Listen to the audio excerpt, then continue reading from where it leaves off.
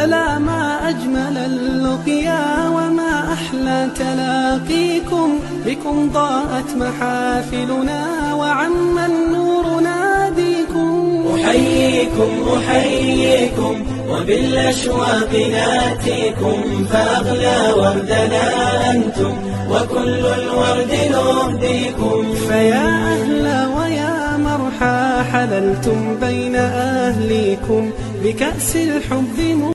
السلام علیکم ورحمۃ اللہ وبرکاتہ.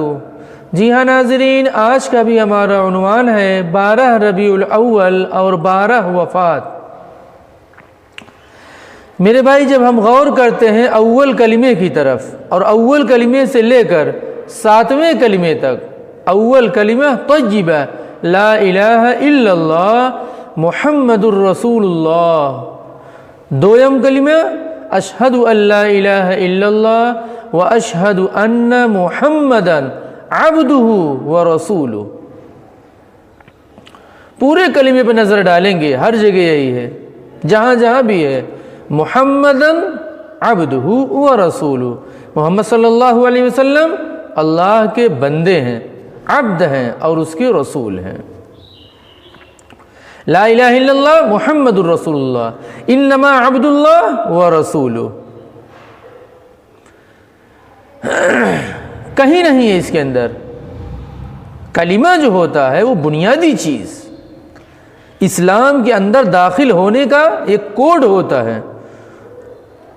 جو اس کوڈ کو استعمال کر لیتا ہے وہ انکلوڈ ہو جاتا ہے اس میں.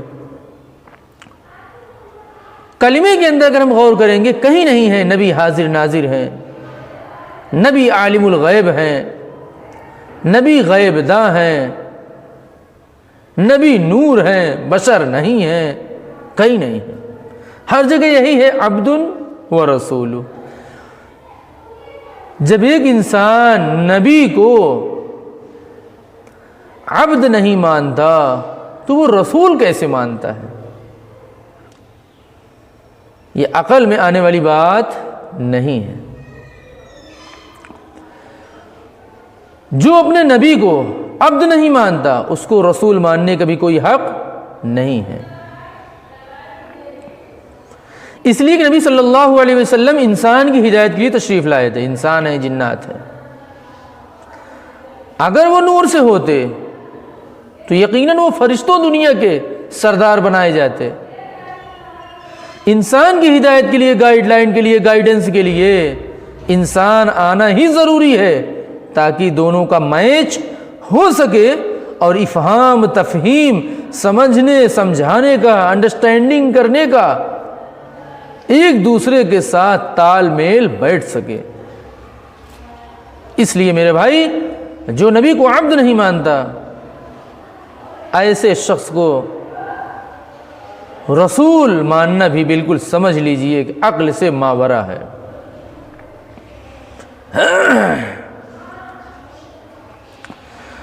حضرت عمر رضی اللہ تعالیٰ نے انتقال پر کیا کہا؟ جو نبی کو یہ کہے گا انتقال کر گئے ہیں میں اس کی گردن الگ کر دوں گا. لیکن حضرت ابو بکر صدیق رضی اللہ تعالیٰ نے کیا کہا کہ عمر تم کہاں ہو؟ میں کہتا ہوں کہ نبی صلی اللہ علیہ وسلم انتقال فرما چکے ہیں.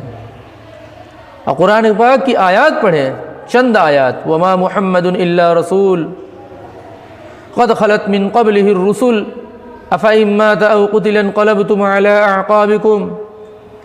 ایک نبی نہیں، ہزاروں انبیاء آئے، سب ہدایت کے لیے آئے تھے، سب نے محنت کی، خدا تعالیٰ کا تعارف کرایا، لیکن اس کے بعد انتقال کر گئے. ایسے ہی ہمارے نبی بھی انتقال کر گئے. کوئی تعجب کی بات نہیں، یہ کوئی تعجب کی بات نہیں ہے. انک میت وانہم میتون، یہ آیتیں سب نبی کی زندگی میں نازل ہوئی تھیں. لیکن صحابہ کرام کو یقین کیوں نہیں آ رہا تھا؟ یا حضرت عمر اس کے خلاف کیوں تھے؟ وہ ہر وقت اذانوں میں، تشہد میں، اقامت میں اپنے نبی کو دیکھتے تھے بالمشافہ، چاک چاپ. لیکن وہ جب آج نبی صلی اللہ علیہ وسلم ان کے سامنے موجود نہیں رہے تو ان کی کیفیت بدل گئی میرے بھائی۔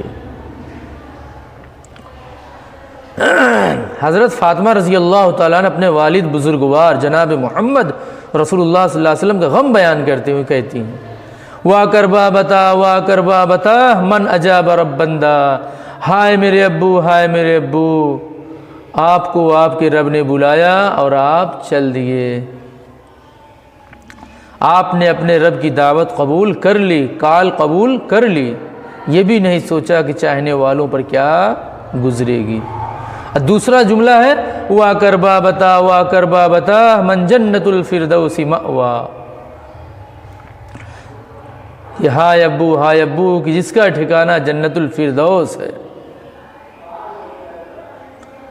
اس لیے ہمیں زیادہ غم کرنے کی ضرورت بھی نہیں ہے۔ تیسرا جملہ ہے وا کربا بتا الا جبریل انہا، اب میں جبریل کو منع کر دوں گی، اب وہ نہ آئیں، اس لیے کہ اب صاحب قرآن نہیں ہے، اب جبریل کی ضرورت بھی نہیں ہے۔ تینوں جملے کے بعد سینہ ٹھوک کر اب بتاؤ کہ جشن ربیع الاول، اب 12 ربیع الاول کو، جس میں حضرت فاطمہ اور حضرت عائشہ کا غم کا ذکر ہے حدیثوں میں، اب تمہارا یہ کہاں تک درست ہے؟ نبی صلی اللہ علیہ وسلم سے جاہلانہ محبت، نبی نور ہیں، نبی حاضر ناظر ہیں، نبی عالم الغیب ہیں، نبی غیب داں ہیں، یہ تمام کی تمام چیزیں جاہلانہ محبت ہے، ایسے جیسے غیر المغضوب علیہم ولا الضالین کے اندر اللہ پاک نے کرسچنوں کی، عیسائیوں کی جاہلانہ محبت کی وجہ سے آج تک نمازوں میں ہر رکعت میں ہم پناہ مانگ رہے ہیں ان کے اس روش سے اور اس چلن سے۔ کیوں؟ انہوں نے اپنے نبیوں کے ساتھ جاہلانہ محبت کی۔ انہوں نے حضرت عیسیٰ کو خدائی طاقت کا مجموعہ سمجھ لیا تھا، یہاں تک کہنے لگے کہ حضرت عیسیٰ ہی خدا کا روپ لے لیے ہیں۔ حضرت عیسیٰ علیہ السلام اندھوں کے اوپر، کوڑیوں کے اوپر ہاتھ پھیر دیتے تھے تو صحیح ہو جاتا تھا۔ نبی کا معجزہ تھا، خدائی طاقت کا مجموعہ۔